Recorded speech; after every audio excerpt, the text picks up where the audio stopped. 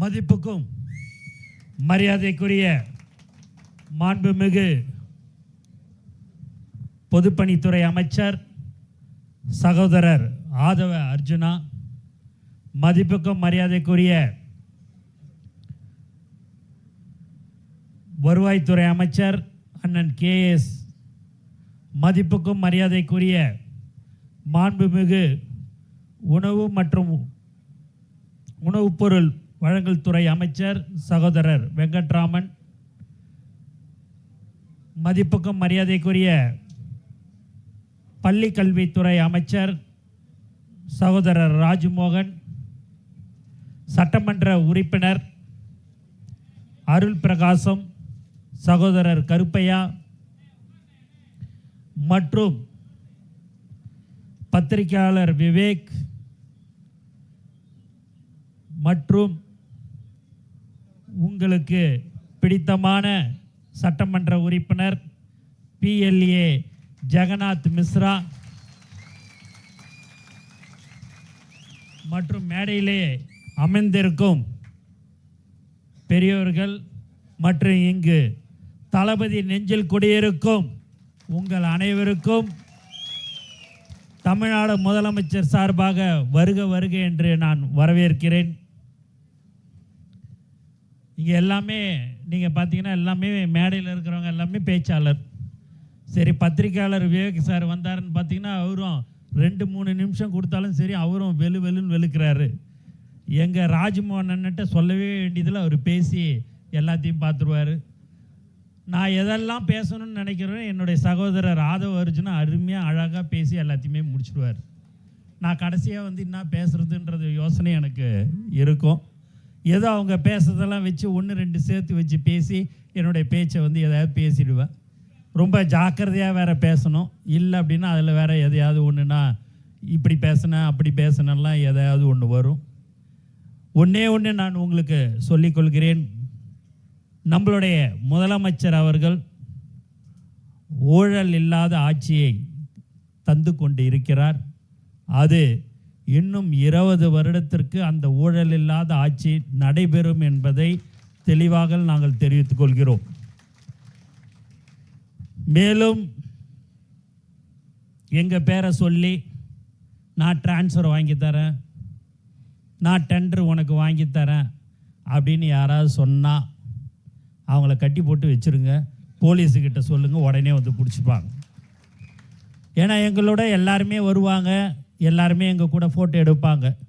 Photo எடுக்கும்போது வராதப்பா அப்படின்லாம் நாங்கள் சொல்ல முடியாது. அதில் 99 பேர் நல்லவங்க இருக்கிறாங்கன்னா ஒருத்தவங்க ஏதாவது ஒரு இடக்கு முடக்கான ஆள் வந்து எடுத்துருவாங்க. எங்களுக்கு தெரியாமல் உடனே இவருடன் நாங்கள் இருந்தோம் அப்படின்வாங்க. எங்களுக்கு என்னங்க தெரியும், நாங்கள் பாட்டு செவனேன்னு இருக்கிறோம். நாங்கள் பாட்டுன்னு எங்கள் வேலை உண்டு வித்து உண்டுன்னு இருக்கிறோம். நீங்கள் பாட்டுன்னு வந்து ஒரு ஃபோட்டோ எடுத்துக்கிறோன்னு எடுத்துகிட்டு போயிட்டு ஏதோ ஒன்று இடக்கு முடக்கான ஆள் வந்து எடுத்துட்டா நாங்களும் அதுக்கு பொறுக்கு. அதை உடனே ஒரு பத்திரிக்கை, ஒரு அருமையான ஒரு தினசரி பத்திரிக்கை ஒன்று இருக்குது, யார் எது செஞ்சாலும் சரி அது தாவேகா உறுப்பினர், தாவேகாவில் இருந்தவர் அப்படின்னு எதையாவது ஒன்று சொல்லி அவங்களாவே அந்த துண்டெல்லாம் போட்டு டிசைன் பண்ணி அவங்களே போட்டுருவாங்க. இது ஏன் பண்ணுறாங்கன்னே தெரியல. மக்கள் தான் தீர்ப்பு கொடுத்துட்டாங்கல்ல, தலைவர் தான் முதலமைச்சர் ஆக வேண்டும் என்று தீர்ப்பு கொடுத்து முதலமைச்சர் ஆயிட்டார். எதையாவது நாங்கள் தப்பு பண்ணால் எங்ககிட்ட சொல்லுங்கள், அது தப்பாக இருந்தால் நாங்கள் கண்டிப்பாக அதை திருத்திக் கொள்வோம். அப்படிதான் மாண்பு முதலமைச்சர் அவர்கள் எங்களை வழிநடத்தி கொண்டிருக்கிறார் என்பதை தெரிவித்துக் கொள்கிறேன். மேலும் இங்கே எல்லாருமே முன்னாள் அமைச்சர், முன்னாள் சட்டமன்ற உறுப்பினர்கள் எல்லோரும் மாற்றுக் கட்சியிலிருந்து வந்து சேர்ந்து கொண்டிருக்கிறார்கள். அவர்களிடம் எல்லாம் நாங்கள் சொல்வது, எந்த ஒரு எதிர்பார்ப்பும் இல்லாமல் தயவு செய்து வாருங்கள். உங்களுக்கு மக்களுக்கு என்ன தேவை, மக்களுக்கு நாங்கள் என்ன செய்ய வேண்டும், மக்களுக்கு இந்த தொகுதியில் இந்த பிரச்சனை இருக்குது என்று சொல்லுங்கள், அதை நாங்கள் உடனடியாக செய்து தருகிறோம். வேற எதையாவது நினைத்து கொண்டு யாரும் வர வேண்டாம் என்று நாங்கள் சொல்வோம்.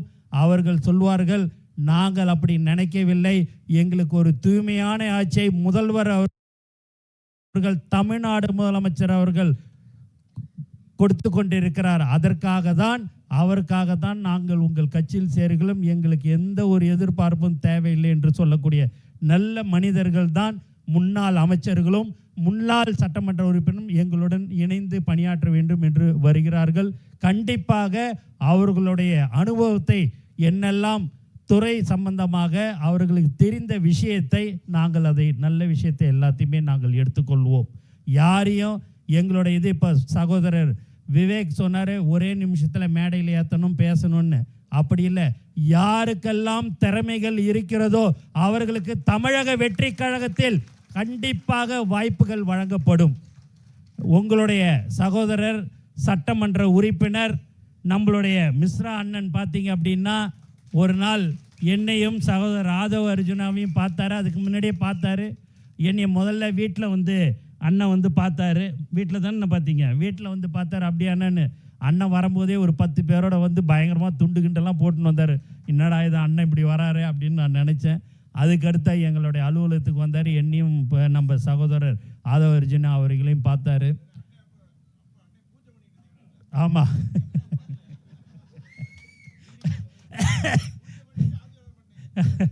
அப்படின்ட்டு வந்தார். வந்திருக்கும்போது என்னென்ன இல்லை நான் உங்கள் கட்சியில் கூட்டணியில் சேரணும் அப்படின்னாரு. எங்களுடைய தலைவர் சிங்கிளாக தனியாக தான் தேர்தலில் நிற்க போகிறார். அதில் வந்து யாரோடையும் நாங்கள் கூட்டணி எங்கள் தலைவர் வைக்க போகிறது இல்லைன்னு, அதனால் சிரமம்னு அதுமாரிலாம் முடியாதுன்னு என்ன. அடுத்து வரும்போது ஏன் எனக்கு உங்களுடைய கொள்கை பிடிக்குது, தலைவருடைய நேர்மை பிடிக்குது, இயல்பாக அவர் எப்படி இருக்கிறார், எளிமையாக இருக்கிறார். ஆகவே நான் என்னுடைய கட்சியை நான் கண்டிப்பாக இணைத்து விடுகிறேன், நான் வந்து உங்களோட வந்துடுறேன் அப்படின்னாரு. சரிங்கண்ணே அப்படின்னு சொன்ன உடனேயே அவருக்கு சட்டமன்ற உறுப்பினர் தலைவர் அவர்கள் அவருக்கு வாய்ப்பு கொடுத்தார். மக்களாகிய நீங்கள் அவரை வெற்றி பெற செய்தீர்கள். அதற்கு இந்த நேரத்தில் நான் உங்களுக்கு எல்லோருக்கும் நான் நன்றியை தெரிவித்துக் கொள்கிறேன்.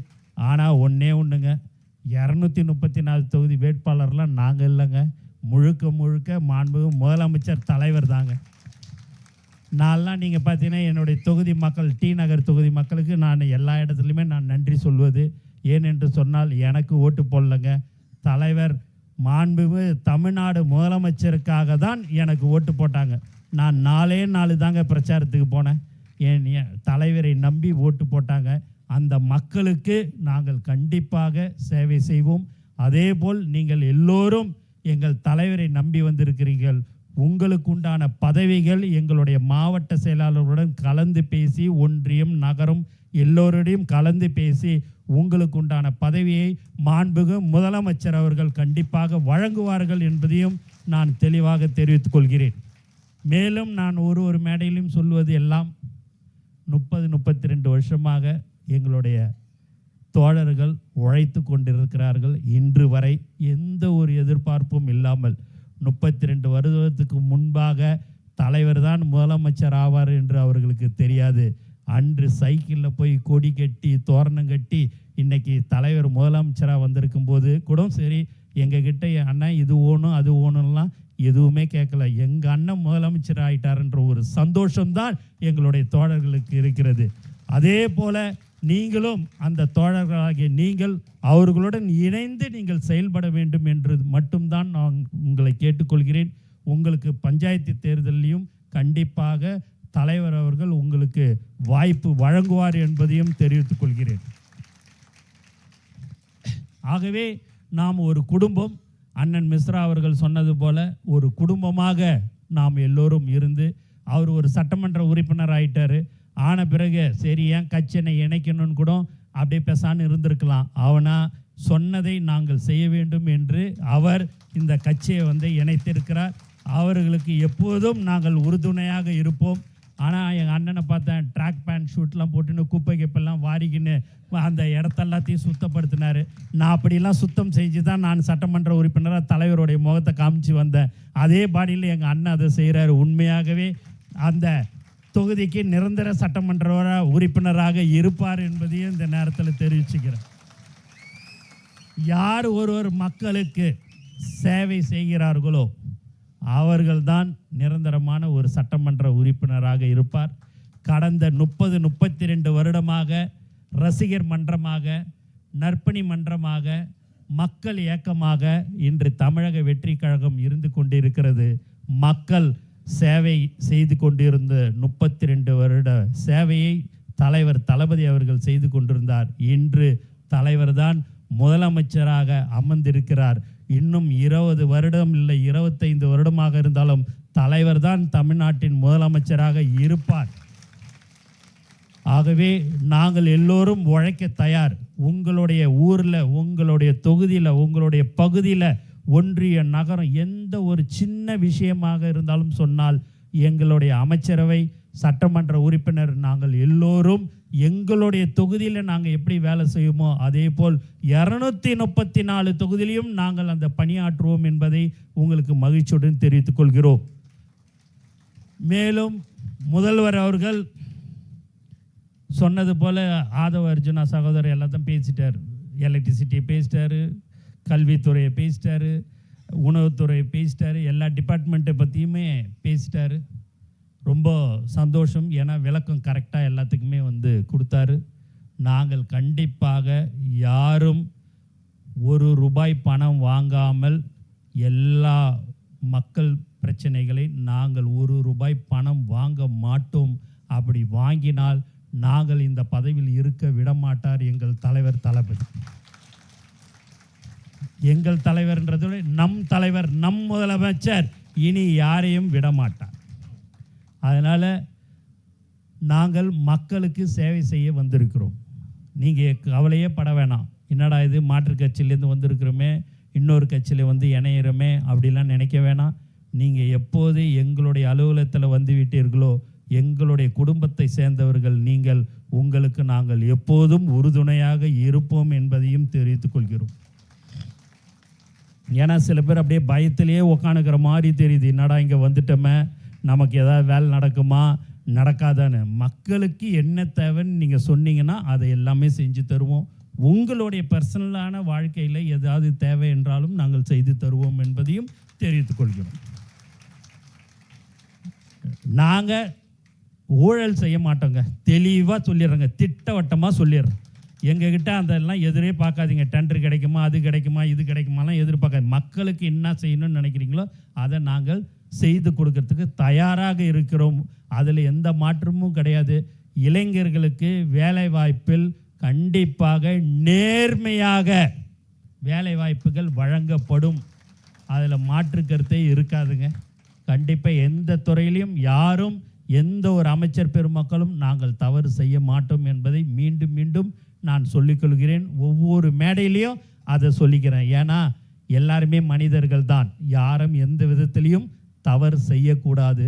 அந்த தவறு செய்தால் மீண்டும் சொல்லிக்கொள்கிறேன், முதலமைச்சர் அவர்கள் கண்டிப்பாக நடவடிக்கை எடுப்பார்கள். அதில் எந்த மாற்று கருத்தும் கிடையாது.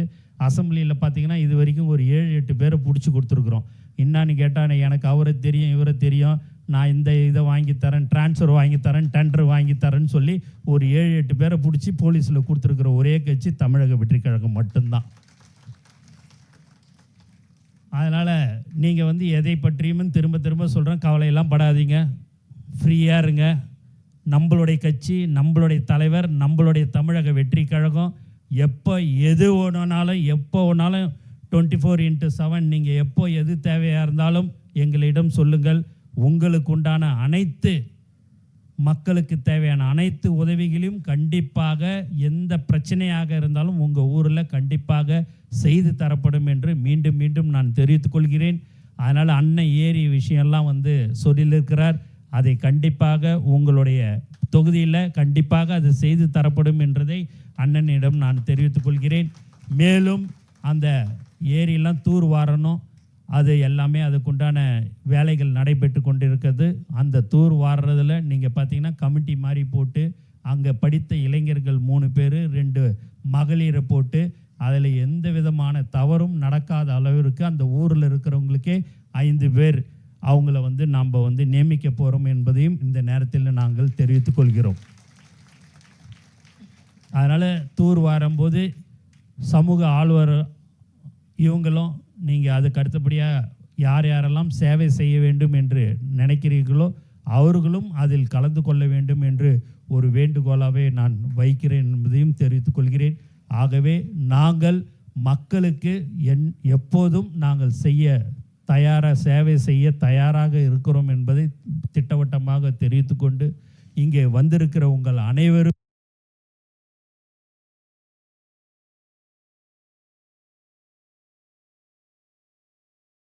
உங்களுக்கும் நன்றி கூறி விடைபெறுகிறேன். நன்றி, வணக்கம்.